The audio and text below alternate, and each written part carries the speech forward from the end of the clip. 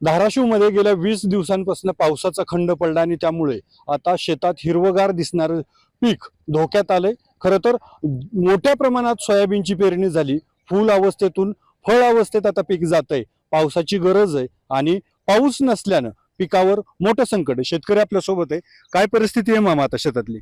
काय आता पाऊस नसल्यामुळे आता फुलाची गळती होती, जमिनीला भेगा पडायला लागल्या त्या एकतरी खर्च करून माणूस थकला, त्याची वाट बघायला लागला मी पावसाची भयंकर यावं आता।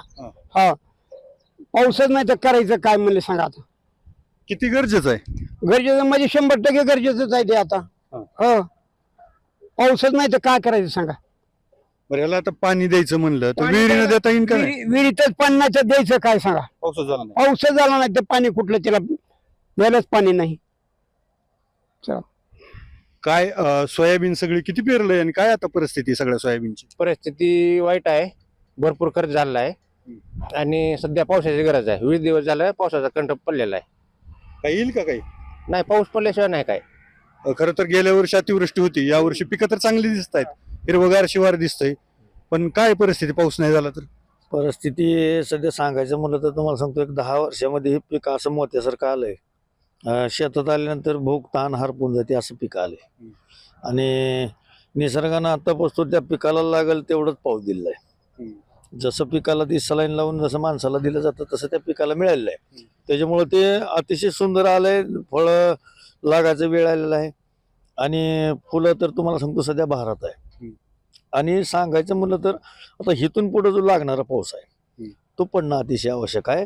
आणि आता सध्या विहिरीला पाणी नाही, बोरला पाणी नाही, फक्त पिकाला लागणार तेवढं पाणी आलेलं आहे।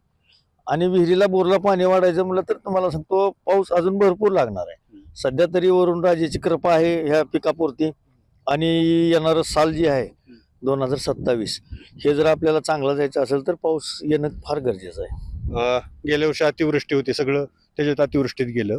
आता या वर्षी पीक चांगलं आलंय, जर समाधानाचं होतं, पण आता पाऊस नाही, झोप लागते का? नाही, झोप लागाना गेली, कारण 18 दिवस झाले, खंड 20 दिवस झाले।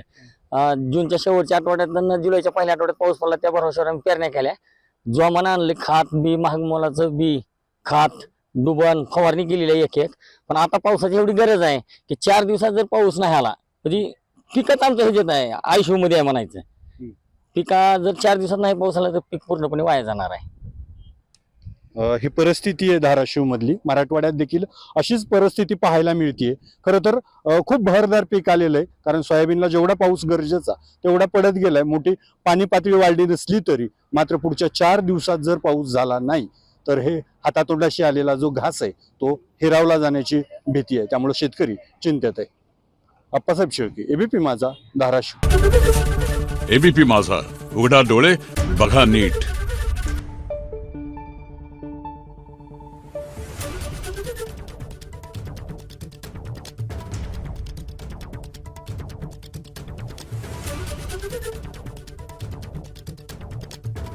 Thank you.